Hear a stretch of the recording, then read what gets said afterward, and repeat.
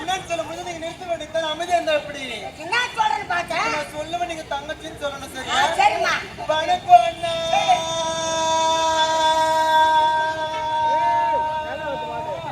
I love you தங்கச்சி.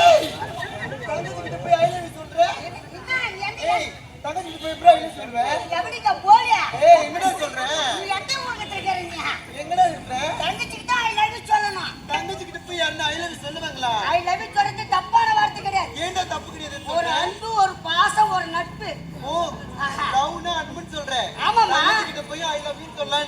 நான் தங்கச்சிக்கு ஐ லவ் யூ தான் சொல்லுவேன். அப்படியாண்ணா? அம்மாவுக்கு ஐ லவ் யூ தான் சொல்லுவேன். உங்க அப்பாக்கு? எங்க அப்பாவும் ஐ லவ் யூ அப்பான்னுவேன். உங்க சித்தி பெரியம்மா எல்லாருக்கும் ஐ லவ் யூ சொல்லுவேன். எல்லாருக்கும் ஒரு அன்பு. அன்பு. சில பேர் ஜோடி ஜோடி சுத்துறாங்க பாரு. அதுதான் லவ்னு சொல்லி தெரியுறாங்க. அந்த கசமான லவ் கிடையாது. அது இல்லையா? இது வேற. அப்படின்னா ஐ லவ் யூ டூ அண்ணா. ஐ லவ் யூ தங்கச்சி. தண்ணியா வயிக்கு வந்த பாரு. போங்கண்ணா. என் கூட போந்த தங்கச்சி தான் ஐ லவ் யூ. நீ என்ன ஓராதுக்கு நான் போறதா? போங்கண்ணா, இப்ப சேம் படுத்தாதீங்க. தங்கச்சி வந்திருக்கிறல. ஆமா. தங்கச்சிக்காக நீங்க என்ன வாங்கிட்டு வந்திருக்கீங்க? ஐயோ மறந்துட்டீங்க. ஏன்னா மறந்து போறீங்களா? ஐஸ்கிரீம்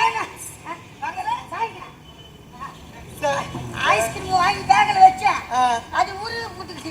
ஐஸ்கிரீம் வேணா சளி பிடிச்சுக்கோ. அது என்ன ஏற்கனவே ஒரு மாதிரி கரன்னு இருக்கு. இருக்காதா? வாங்கி